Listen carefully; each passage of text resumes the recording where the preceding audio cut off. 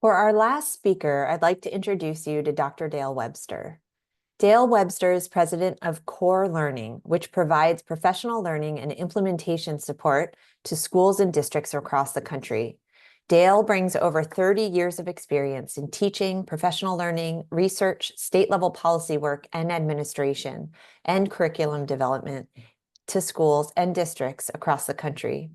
Dale is editor-in-chief for the International Dyslexia Association's Perspectives in Language and Literacy publication, and it's an honor to have him here today. Please join me in welcoming Dr. Dale Webster. Thank you so much, Jessica. Good morning, everyone. I'm excited to be here today to talk with you a little bit about intensifying instruction to meet the needs of all students.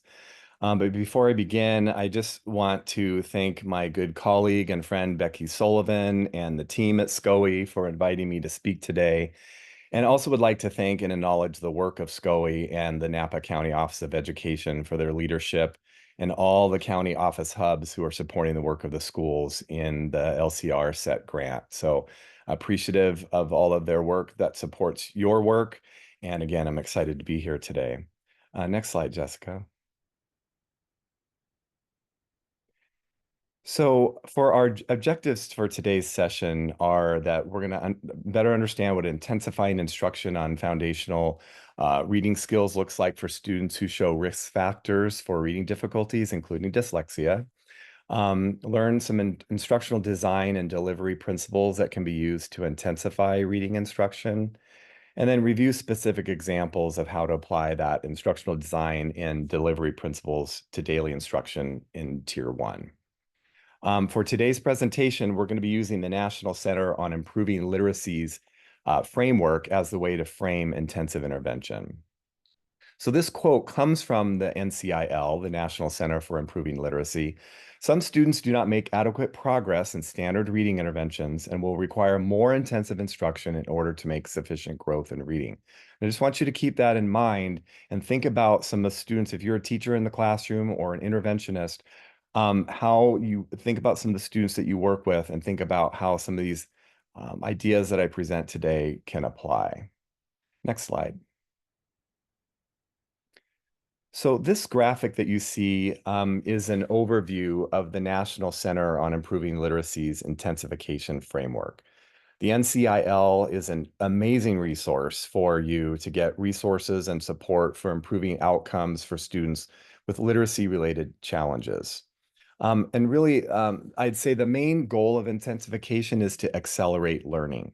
And this is generally, this intensification framework that you see here is generally in the context of intervention, meaning Tier 2 and Tier 3. But today, our focus will be to think about ways to intensify instruction within the Tier 1 setting. But I wanted to share this framework with you and spend some time with it because it provides a lot of good information and support about how to intensify instruction generally, whether it's Tier 1, Tier 2, or Tier 3. So we can use this four-part intensification framework to help us systematically intensify key aspects of instruction based on each student's needs, who are, especially those who are experiencing reading difficulties. This framework shows how to strategically integrate the what, which you see at the top there, both reading content and cognitive processing, and also the how, which you see there along the bottom, which they're referring to as instructional density, that includes instructional design and instructional delivery principles. And centering this work is the small box on the left, which is dynamic and responsive data-based individualization. And I would just add also data-based decision-making, because we can look at the student data and sometimes we see many kids who need in our classrooms who need support. And so we can think about using this intensification framework in a whole group setting and also how to intensify when we're doing small group differentiation in Tier 1. I do want to say right up front that when we talk about small group differentiation in Tier 1, that isn't necessarily intervention, right? We're giving students a little tidbit, if you will, a little leg up on instruction during the Tier 1 instructional time.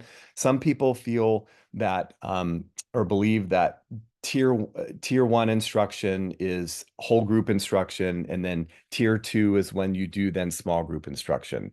And that's not actually that precise. When we think about differentiation in tier one, we of course are pulling small groups to do that work, but tier two and tier three interventions are really designed to be more intensive, but also provide students with the extra time that they need to learn. And that's what I'm going to really emphasize today, is that really a lot of kids just need extra time and support. Next slide, please. So I'm going to first focus on the top part of the framework, strategic integration, and focus on the left side, reading content, what should be taught.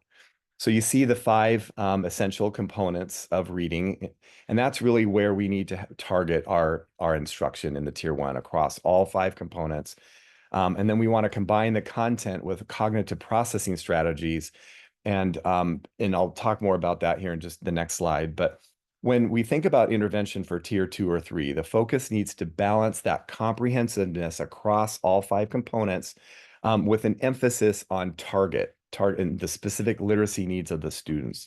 So in other words, we need to target student skills more specifically.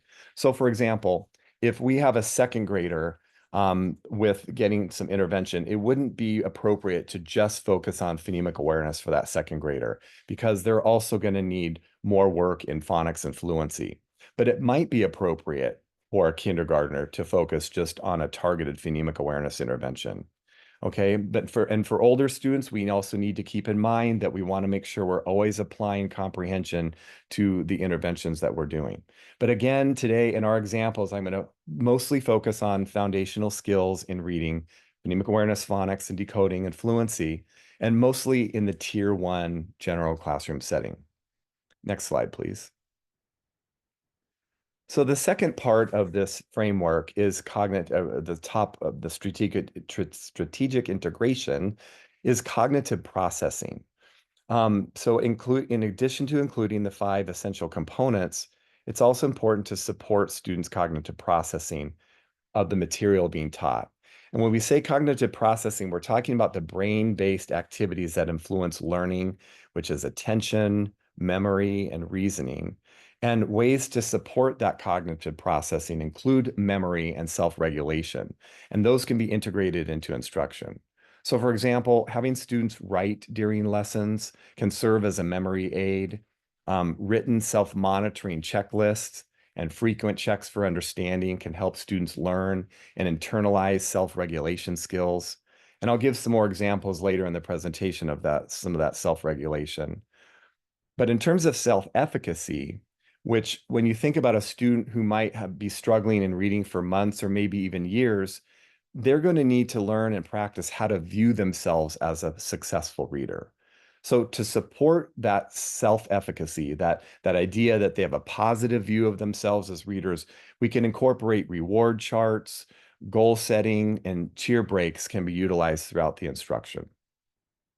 Next slide, please. Okay, so the bottom half of the framework focuses on instructional density. And that's the two components that comprise instructional density are instructional design and instructional delivery. And I'll be going through each one of these and talking a little bit and giving some examples along the way. Next slide. So we all know about explicit and systematic instruction. I think that's the heartbeat of instruction, and a lot of people are using these terms. And so I just want to review very quickly what they mean. Explicit instruction is really overt instruction that's followed by both guided and independent practice. And lessons can be made more explicit by including additional models for students or by presenting the material in more overt and concrete ways. Systematic means that newly introduced skills are built on existing skills and tasks are arranged from simplest to most complex. So we're not skipping around. We're really systematically going through and making sure children understand the simple, complex, and then they're ready to understand the more complex phonics and foundational skills. And we can make these lessons more systematic by breaking a task or practice with a skill into smaller tasks. We can further sequence the instruction from easier to more difficult. We can provide step-by-step strategies for students to follow, and even offer temporary supports or scaffolds, which I'll talk a little bit about in the next few slides to successfully complete the task or the practice. So what does explicit and systematic instruction look like? Of course, it's I do, we do, you do. We say that, we talk about that a lot. It's a clear scope and sequence. We're not skipping, like I mentioned before. And some programs might have a program placement test in order to enter into the scope and sequence of point of need. So some programs do that, some programs don't. If you're using SIPs or some other programs that are similar to SIPs, they might have a placement test to utilize. So we can intensify all of this by providing additional opportunities for students to get deliberate practice with any task that we're providing for them. This is a key feature of intensifying instruction, which is building in more opportunities for practice. When students are struggling, often teachers think they need to teach in some different or qualitatively different way. But oftentimes, really all kids need is more repetition and more practice that's engaging and affirming.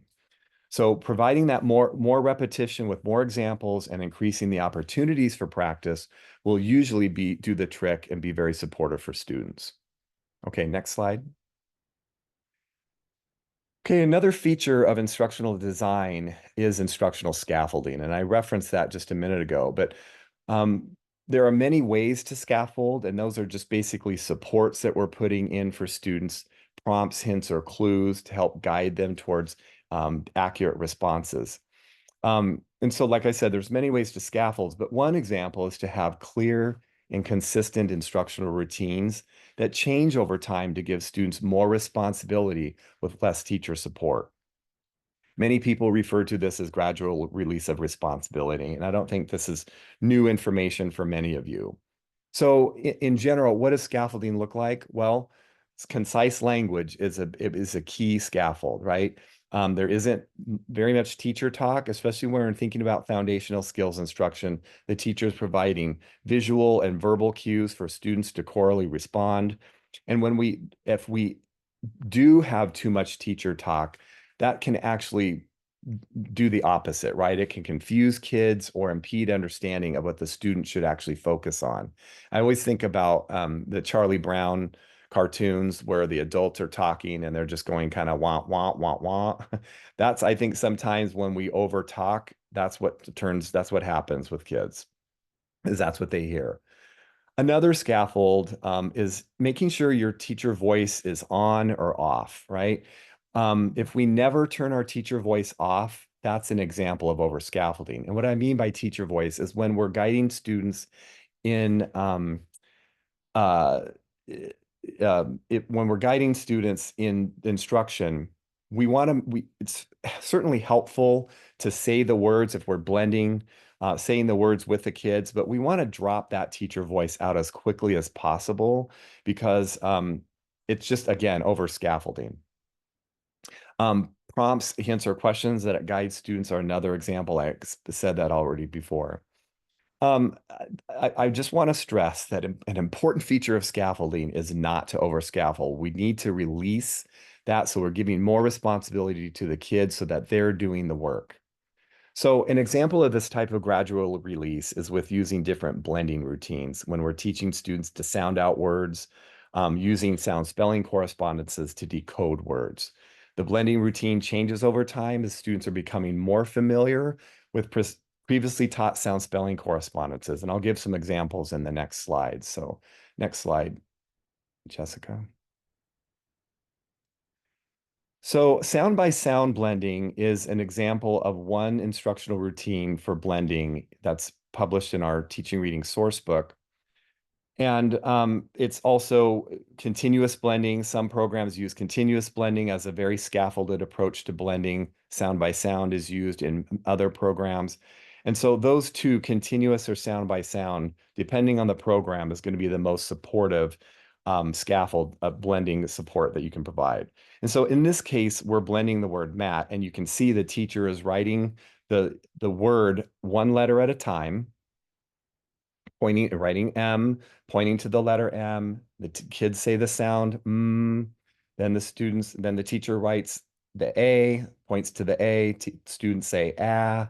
then they blend through the vowel, right? So that is actually really the point of the scaffold, right? Is to help kids with their memory so they're not losing track of the sounds in the word, right? So when we're teaching kindergartners and early first grade to blend sounds, we want to use this type of supportive approach. You write the last sound and then blend the word and then read it again so that the kids are practicing it like they speak. Now, next slide. A release of the scaffold is an example in spelling focused blending. And this would happen with a little bit older students, maybe near the end of first grade, when they're coming across spellings that they've known, but they might need some support with still. So this time the teacher is writing the word on the board in front of the kids. And the teacher noticed there's two fingers under the AI to show that that spelling makes the sound for A, right? And so then the kids identify the sound, they say A, the teacher points to the left of the rain and then has them read the entire word. So you can see the difference there. They're not going sound by sound. They're only focusing on the needed sound, the complex spelling, and then reading the word. Next slide. Pre-teaching is another instructional design principle that is very important. It can really be a powerful tool for intensification. And so you can think about it in two different ways. If you're in a tier one setting and you're doing small group differentiation, you can pull a group of students ahead of time, ahead of introducing, in this example that I provide, the IGH spelling for long I. The kids have the ice cream card posted on the wall. They have been taught I blank E, the IE spelling. Now they're going to learn the IGH spelling. And so before the whole group lesson, you can pull a group of kids aside and just give them 5, 6, 7 minutes maximum of just pre-teaching of the sound spelling. Introduce it through the card just like you would in the whole group lesson, but do it more quickly. Students listen very briefly for example words with the I, long I sound in the middle or end of words. Teachers will have the students practice blending just a few words, not all the blending words that are in the lesson, but just a few like light and thigh. And then they're going to lead in guided spelling or dictation of words with that IGH spelling. And so you're just doing the lesson, but an abbreviated version of it ahead of time so that you're giving kids a leg up on the instruction. Next slide, please. All right, I'm not going to spend a lot of time here on this slide, except to say that well-designed programs will have strong examples and sequencing of instruction. And if you need some support if you're using it like Wonders or Journeys or Benchmark, you can look to your intervention supplements to help you with maybe coming up with stronger examples or additional examples if needed. All right. Next slide. Another instructional design feature is judicious review and mastery. So I'm going to talk about this idea of cumulative review that occurs again within well-designed programs. SIPs, for example, UFly are all going to have this idea that on a daily basis, we're doing some type of daily review of previously taught sound spelling correspondences, maybe high frequency words as well. And then reading decodable text certainly is a cumulative review as a way to provide cumulative review of phonics skills, right? Because we're teaching new sound spellings, we have a new decodable text that goes along with that, and we're actually being able to read more and more text and words because we're always reviewing constantly previously taught sound spellings. Mastery tests are assessing previously taught skills every 5 to 10 lessons or so. And so what does this look like? 1 to 2 minutes. That's all they take, assessing the ability to blend and read words with previously taught sound spelling correspondences, and maybe a few high frequency words that you taught. Again, many programs have this built in, these mastery tests.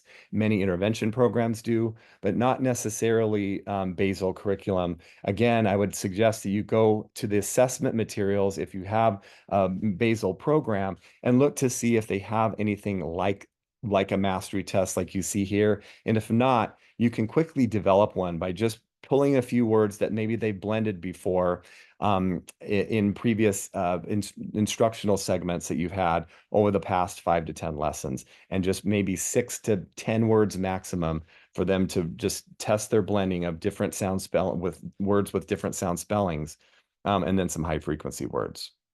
Okay, next slide is we're on time and duration. So with this is really, if you're familiar with MTSS, then you know about the suggestions for maximum numbers of students in a group. So this really applies to tier 2 and 3 instruction, but you can apply similar principles to tier 1, which I'll talk about in a second.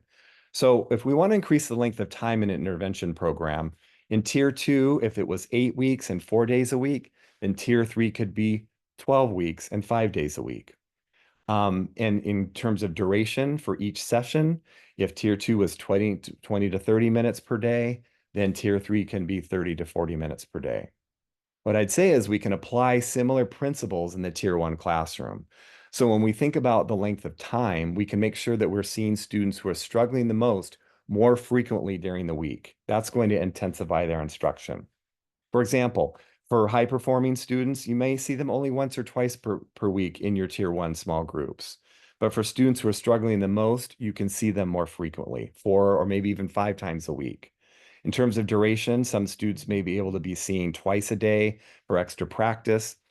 Maybe in the afternoons if you have an aide or a parent volunteer, or maybe even older students who can come into the classroom to provide tutoring. They can do simple things like review sound spelling correspondences, high frequency words, or reread decodable text and provide guided support as the student tries to sound out the words in the text.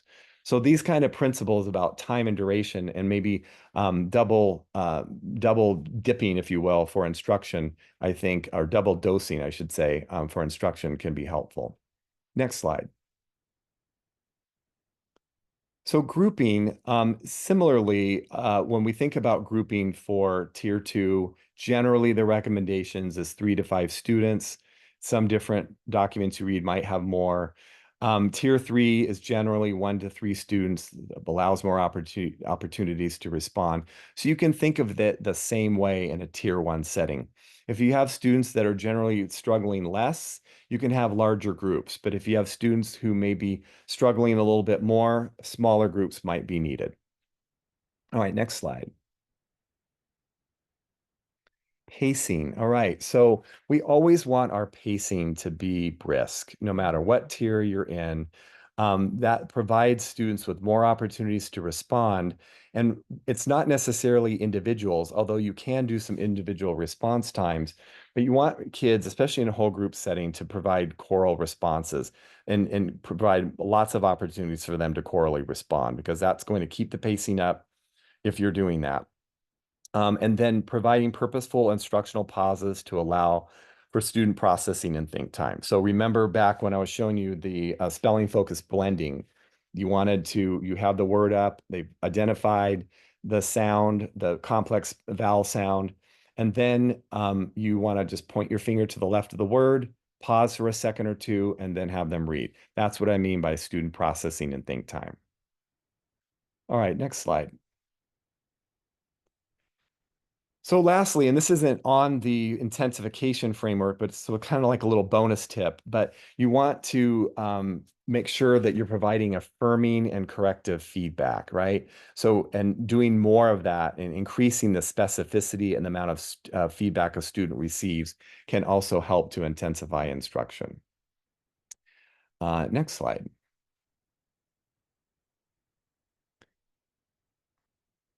So this quote comes from Wanzek, Alotaiba, and McMaster, who wrote a book, which I'll show you in the next slide. But this is the idea of intensifying interventions or instruction is really a dynamic process of determining a specific student's needs for learning. And so assessments and observation of students can help you to do this. Next slide. And so this is the book that I was referencing. I'll give you a minute to write that down. But a lot of my examples that I'll be sharing with you in the next little bit will be coming from this book. And then we also have a few videos as well. So this book, oh, just back one slide. The Jessica, just back to the intensive interventions. Yeah, thanks. This book provides information on the content and delivery of intensive interventions in each of the components of reading. So each chapter provides an overview of the research on instruction. In the reading component, it provides critical elements of instruction for the component and also how to monitor progress. It provides specific examples of activities for intensifying instruction. So even though it says reading interventions, you can still utilize some of the ideas in the book to help you support your tier 1 instruction. Okay. All right. Now, next slide. Okay. So I'm going to give a few examples of how to intensify sound pronunciation. Next slide.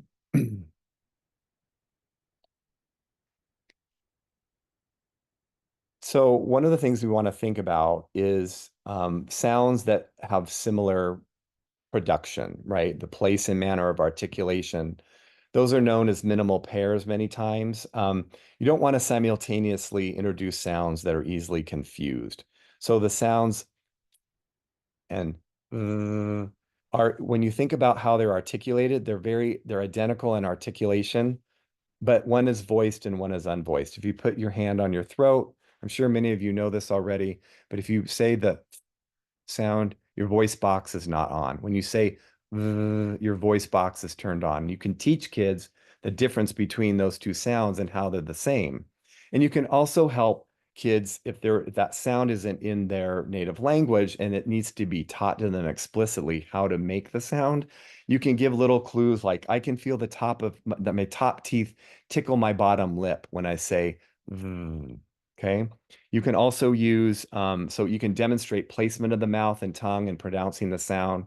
You can have students use mirrors so that students can see his or her own mouth placement, and you can provide feedback to produce that correct sound. This is going to be very important for multilingual learners if the sound is, if there's no transfer, if the sound does not exist in their native language, they're going to need, that support, that extra support, right? And you can provide that right in your tier 1 differentiated instruction.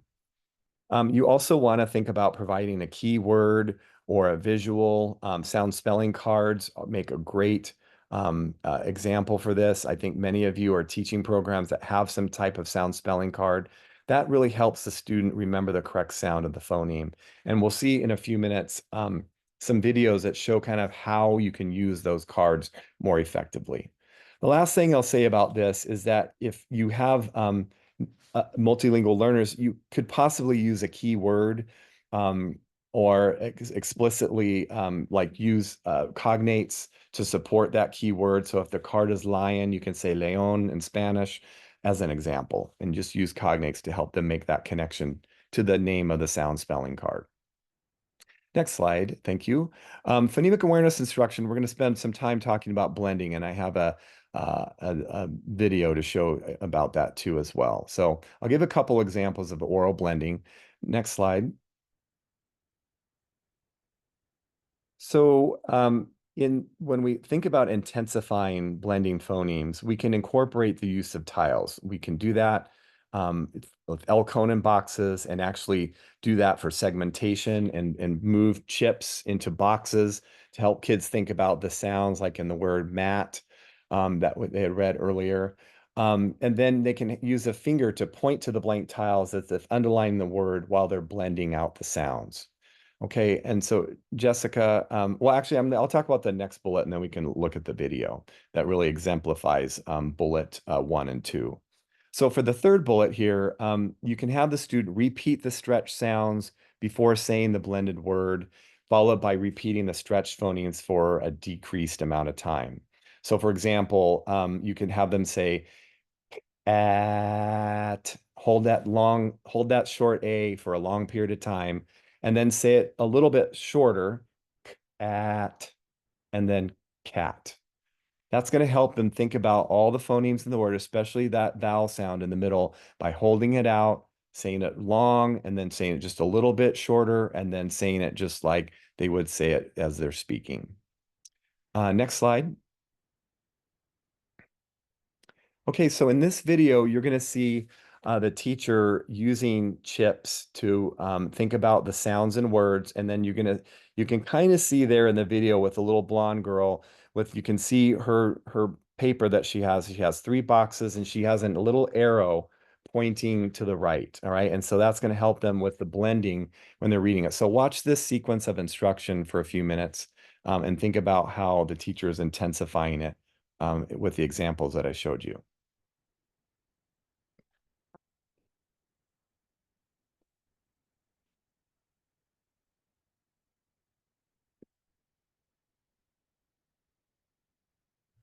An effective small group activity for building phonemic awareness is the use of Elkonin sound boxes. We've been working on breaking apart and putting together phonemes, or the individual sounds that we hear in each word, okay? So first we're gonna say the word. Next we're gonna hold up one finger for each sound that we hear in the word. Then we're going to touch and move the chips for each sound that we hear in the word. We're gonna touch each chip and say the sounds that we hear. And then we're going to read the whole word while tracking with our finger. I'm going to do an example first. So the word is saw. I'm going to say the word saw. I'm going to hold up a finger for each sound I hear. Saw. I'm going to touch and move the chips for each sound I hear.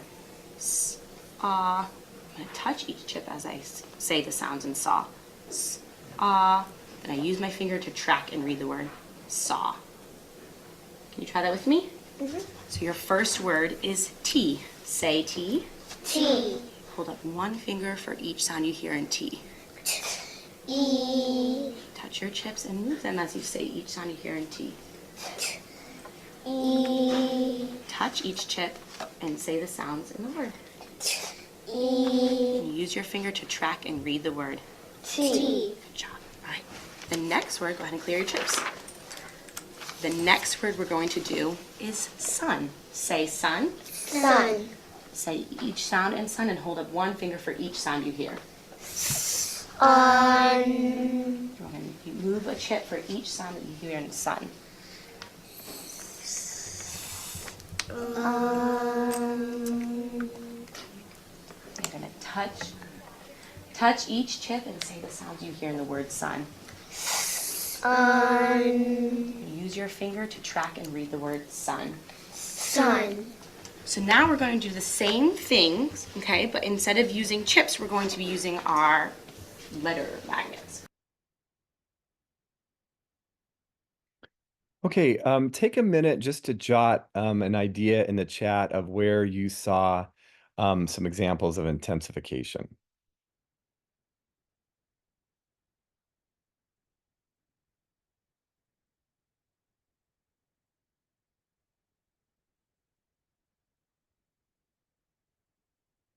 Yep, repeating the sound in the word 3 times. Yep. It was brisk, good. Core response, repetition, small group, repeated practice, lots of repetition. I do, we do, you do. Good. Yep, great. Awesome. Okay.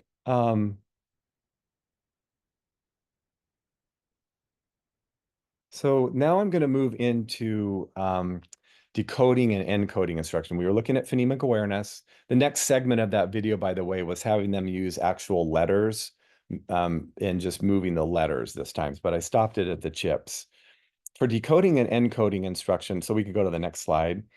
Some things you can do is you can highlight or underline the new letter combination or sound spelling correspondence in the words on the practice list, or if they have a decodable text that is reproducible, not in the beautiful color ones that everyone, you want to save those and make sure those stay nice. If you have a reproducible copy of a decodable text, then they can highlight or underline that sound spelling correspondent directly into the text. The other thing you can do is you can, and I think many people do that first bullet. I've seen that a lot in schools. Teach the meaning of selected words during blending instruction. And we're going to see a video about this here in just a minute. And then the other thing that we'll look at is thinking about how to guide students to spell words using a sound by sound or whole word dictation routine. and then having the kids pointing to the sound spelling cards to confirm the spelling. So we'll see two different videos, one that's decoding, and then the second one will be encoding. So in this video that's coming up, you can go to the next slide and just, I'm going to introduce it a little bit. In this video that you're about to see, you're going to see the teacher clearly providing two types of intensification. And you might identify some others, but these are the ones I want you to make sure you're seeing. One is teaching the meaning of selected words that I talked about on the slide. But you're going to also see the teacher releasing some of the scaffold by switching from sound by sound blending to whole word blending. And she does that very deliberately. And so I just want you to be on the lookout for that. And then you can also think about what other intensification ideas you see. This is a whole class setting. This is first grade. And so let's watch the video. If you come to a word you don't know in your story, what's something you can do to figure it out? Blend it out. Blend it out. Excellent. Okay, remember, you say the sound that I point to. Sound. A. When I taught long A, I dropped back down to the sound by sound blending because I wanted to give the students an opportunity to see that there's a short A and a long A and go through the process of, oh, you know what, that doesn't sound right with a short A, or that doesn't sound right with a long A. Does anyone know a sentence for the word April? My birthday is in April. Mine too. After we learn a word, I always like to call on a student to give a sentence for vocabulary reasons to help those that may not know what that word means. I am able to do a somersault. Brandon, what are you able to do? I'm able to go to school. Wonderful, and I'm so glad you do. I'm able to do my homework. You are so good at this. Sound. Sound. Sound. Blend. Sound. And L.E. says, oh, blend. Whole. Put the whole word together. What wonderful blending. I wonder if you can read the whole line for me. Able. Paper. Stable. Can you do it backwards? Stable. Paper. Able. April. Let's say it naturally like we talk. Ready? April. Able. Paper. Stable. I'm going to go on to line 2. Sound. Sound. Blend. Sound. Blend. What's the word? Sound. Good. Uh-oh. A blank E. Sound. Blend. Sound. Blend. What's the word? Sail. Does anyone know what this sail means? Also on the boat. That's a homophone. The sail that you just said looks like this. S-A-I-L, sail.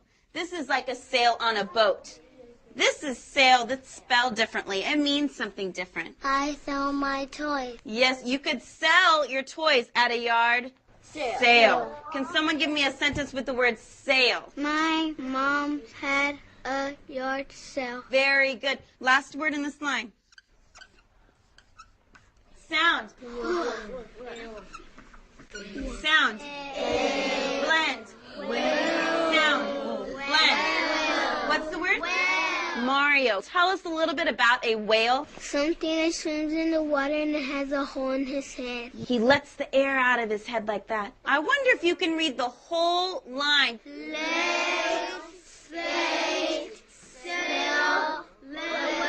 I'm going to do line 3, whole word. I do switch back to whole word on lines 3 and 4 because they see A blank E and we learn A and I go sound by sound. They're ready to do whole word. Sound. Sound. Sound. Blend. Sound. Blend. What's the word? Trade. I'm going to make a trade right now. Dante, could you hold this green pen for me? You know what, though, Dante? I don't really like the orange. Do you want to trade with me? You do? All right, let's trade. Brandon. Brandon, you grab this green marker. I'm going to hold the orange one. Would you like to trade? Okay, go ahead. Did I do a good job with trading? No. What do I need to do? Give him the orange. Oh, that's right, or else it's not a trade. Very good. Let's go to the next. Great. And I see some people putting in the chat some different things they saw happening in the lesson. If you want to continue to add to the chat, I see perky pace. So we talked about pacing. You saw her scaffolding. Did you notice too, the A blank E spelling? There's a blank in the middle, but she pointed to the A and the E with her hand and fingers spread out. That too is a scaffold, a visual scaffold for the kids. And over time, you can release that scaffold, right? And you also saw her explicitly move from sound by sound blending to whole word blending to release some of that responsibility to the kids. I'm glad I see a lot of great comments about it. Yeah, it kind of was old school, but you know what? Good instruction is good instruction, whether it's, I guess you'd say it's timeless, right? And certainly we can always find missed opportunities when we see videos like this. But I think in general, this is a really good example of where you can incorporate some vocabulary support during that decoding lesson. And I just want to say something about that. You want to be very deliberate and very careful because you can really lose your pacing when you're focusing on the vocabulary. Kids want to use it in a sentence. You might have 5 kids raising their hands to say the word in a sentence. And if you call in every student, that's going to take a long time. It's going to slow down the pacing. And you can imagine what happens next. The kids are rolling around on the floor and all that good stuff that you might see in classrooms where the pacing gets really slow. So you have to remember the purpose of, in this particular case, was blending decoding instruction. And a secondary purpose was to make sure that selected words, not all of them, but selected words were provided to meaning. That's going to be an extra support and intensification for multilingual learners. Jessica, can you go back to the previous slide that showed the bullets? I just want to go back to before dictation. And so this third bullet, we're going to go into that and to that one. So here we're going to see a teacher doing guided spelling or dictation. And she's going to provide 2 types of intensification that I want you to really eyeball. And you might see other ones as well. But one is having kids point to the sound spelling card to help them focus on the spelling of the sound. And the teacher is guiding them, right, in sound by sound blending. So that's something she's going to do. She starts out fully supporting them sound by sound, and then she releases a scaffold to whole word dictation where she is providing less support. The last thing I'll say about this video in preparation of your viewing is that this too focuses on the long A sound spelled A blank E. So you'll hear her ask them to ask her questions about which A, because on the sound spelling card for long A, there are multiple ways to spell the long A sound. And for this focus, because it's guided spelling or dictation, they're kind of synonymous terms, but I like guided spelling because it really gets the notion that it's not a test, right? So just look for those things and we'll watch the video. If you come to a word Next one. you don't know in your story, is it for us? If you come to a word Sorry, Jessica. 1 second. I'm just trying to get through it. you don't know in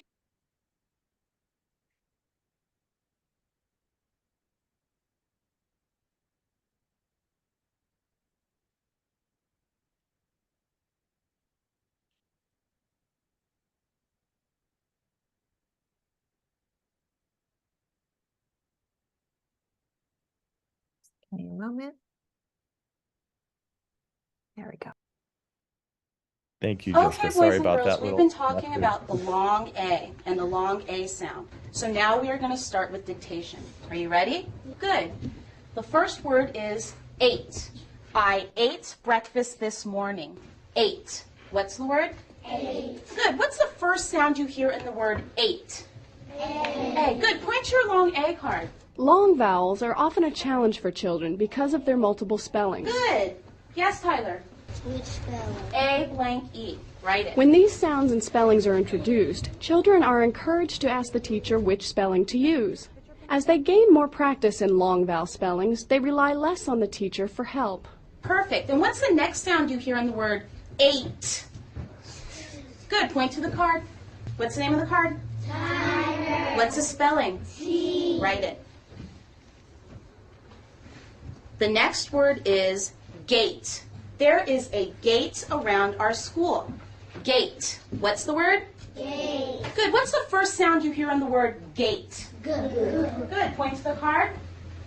What's the name of the card? Gover. And what's the spelling? G. Write it. What's the next sound you hear on the word gate?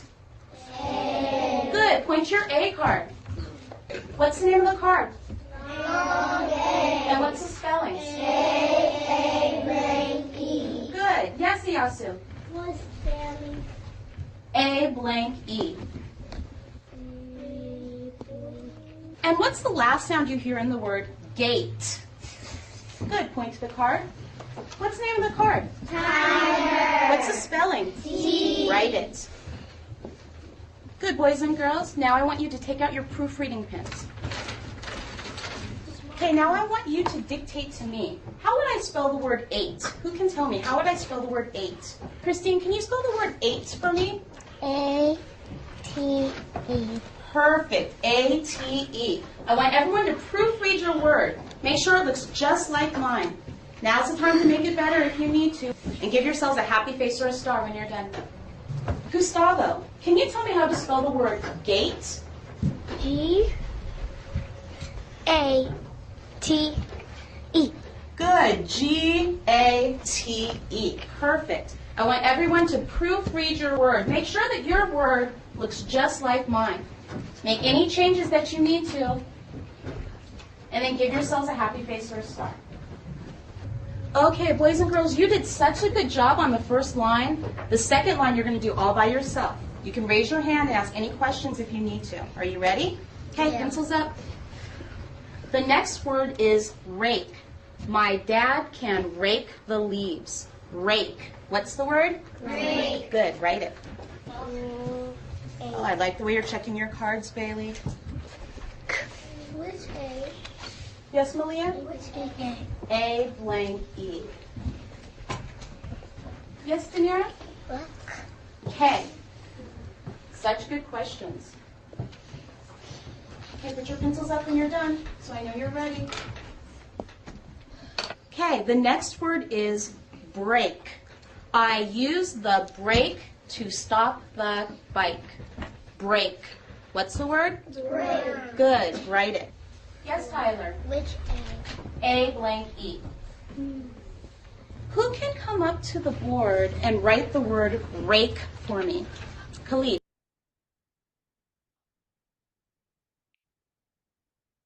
Okay, so I think if you want to write some things in the chat, just to identify some of the intensification that you saw, maybe in addition to what I pointed out. Give you a second to do that.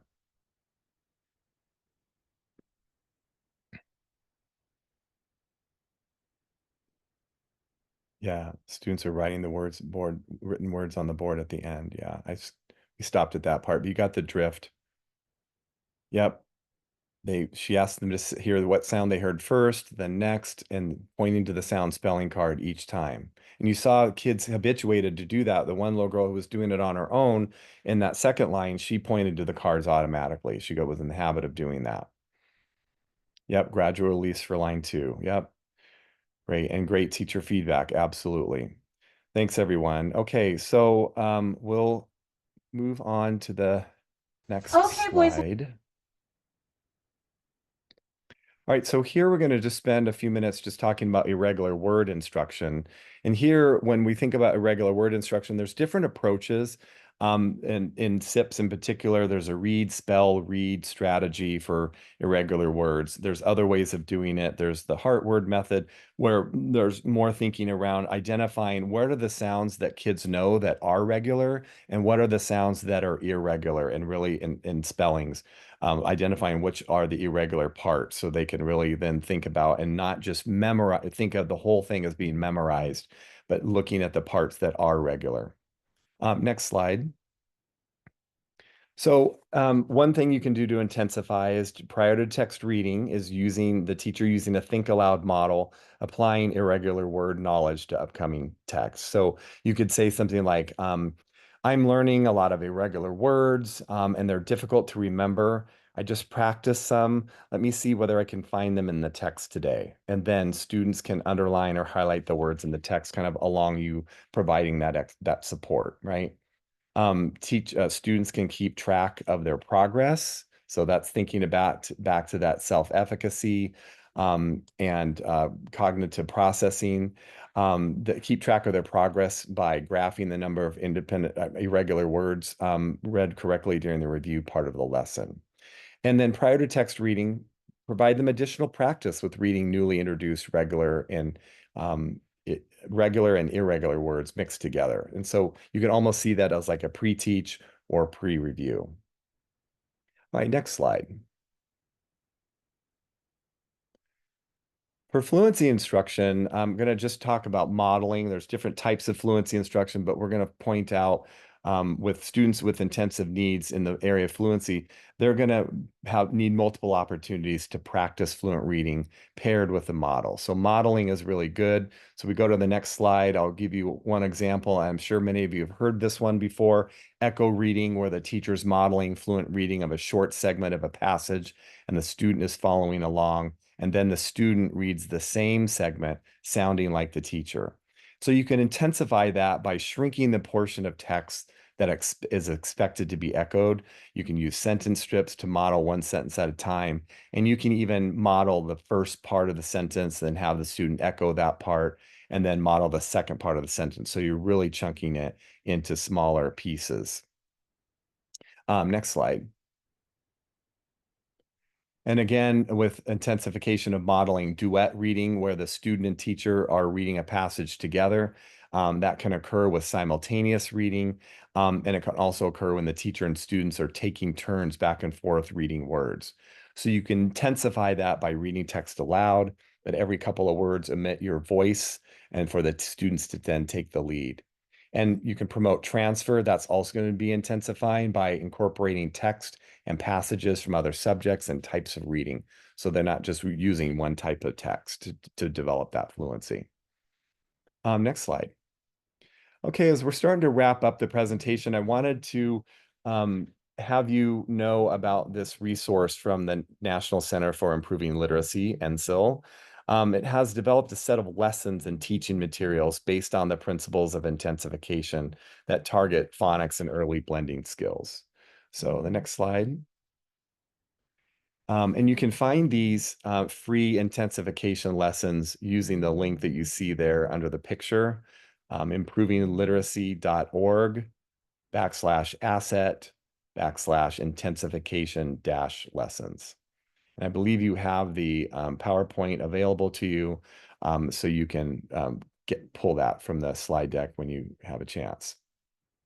The intensification lessons offer 50 lessons. They're based on principles of intensification that we've talked about today and looked at.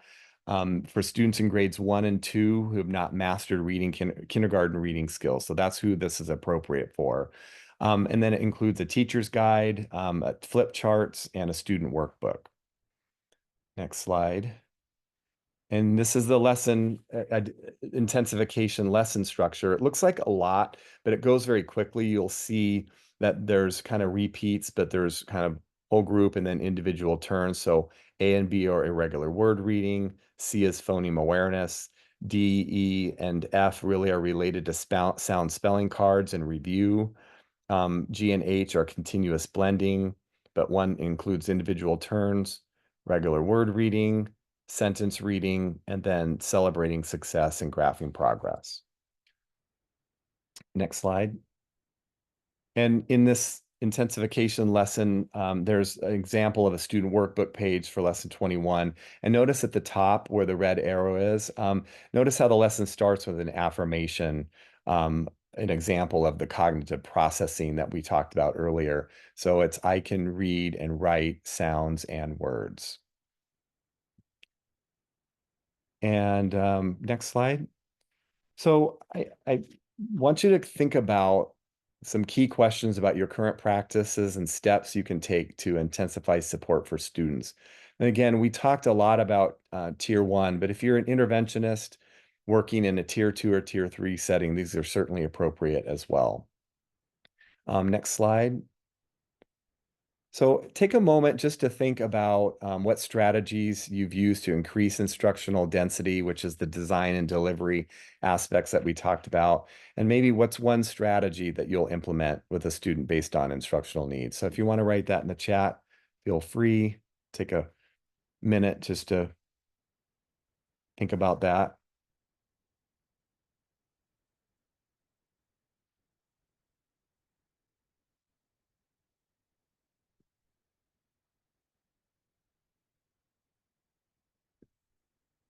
Okay, duet reading. Thanks, Lisette.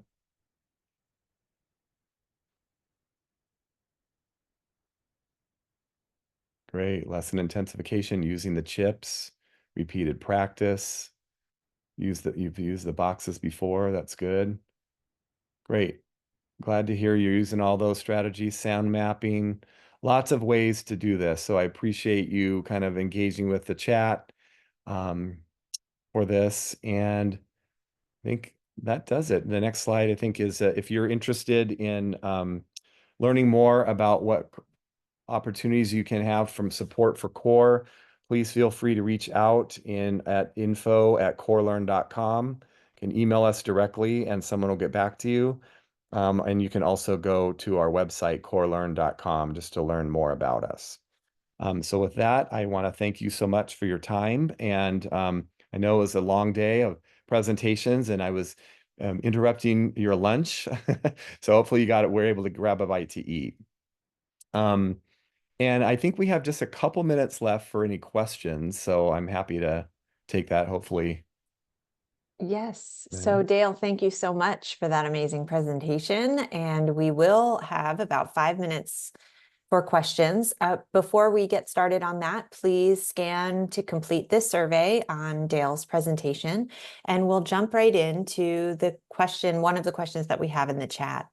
As you are working to differentiate for your students, if you find that one just really isn't moving along as others are, what suggestions do you have if you suspect they may have dyslexia? Would you recommend any assessments that might diagnose or support you in better understanding their needs? Yeah, that's a great question. And what I'll say is you as the classroom teacher or even the interventionist should not be in the position to diagnose dyslexia. We can give MTSS really fosters a universal screening process where we can identify for students at risk for dyslexia who may have dyslexia, and through an MTSS process, meaning that after screening, we've identified those kids who have challenges, they're not meeting benchmark. So we might want to do some additional diagnostic assessments. We might want to do some more in-depth phonemic awareness assessments or phonics surveys that might give us some insight into where their difficulty lies. And then we can provide really targeted instruction in tier 2 intervention. So I'm going to emphasize that if for a student who's really struggling and is not responding to your differentiated instruction in tier 1, you really want to make sure that they're getting some additional support through a tier 2 process at minimum, right? And so through that process of having tier 2 instruction, and over a period of time, if they're still not responding, and you've even tried more intensification in tier 3, and they're still not responding, that's when you can start saying, hey, I think we need to really have an evaluation done for dyslexia. And there are other types of assessments and more in-depth assessments that can really then identify and diagnose. But I want to be very clear with this answer that you as the classroom teacher in the school aren't necessarily in the position to diagnose dyslexia, but you can provide support for kids who may be at risk for it by using an MTSS process, tier 1 with high quality instruction, differentiated in small groups in the tier 1, giving them some additional time in tier 2, and if possible, tier 3. And then you can really bring it to your SST to really have a more formal evaluation for dyslexia. And it's also maybe a good time to give a shout out to the upcoming dyslexia. We're calling it the Reading Difficulties Risk Screener Guidance that will be coming out at the state level when the panel that is responsible for releasing information about that, releases the screeners that they recommend. So if you're not aware of that, do keep your eye open for the reading difficulties risk screener information that will be coming out for California. So that will help us all better understand where our students are. Well, Dale, thank you so much for this wonderful presentation. This completes our expert webinar portion of the day. If you enjoyed this PLN, we would really love to hear how it went for you. So I know you've done a lot of surveys today, but this is the final one. Please leave a review by opening the QR code or opening the final survey link in the chat. It's just a really quick survey to understand how this PLN worked for you today. You will now head to your Hub Leads Zoom room to debrief on today's learning and discuss takeaways relevant to your instructional practice. The Regional Hub Zoom room links are located in a document that we've dropped in the chat. If you are not an LCRS grant site, but would still like to be part of the debrief discussions, feel free to join any County Office of Education hub that is closest to you.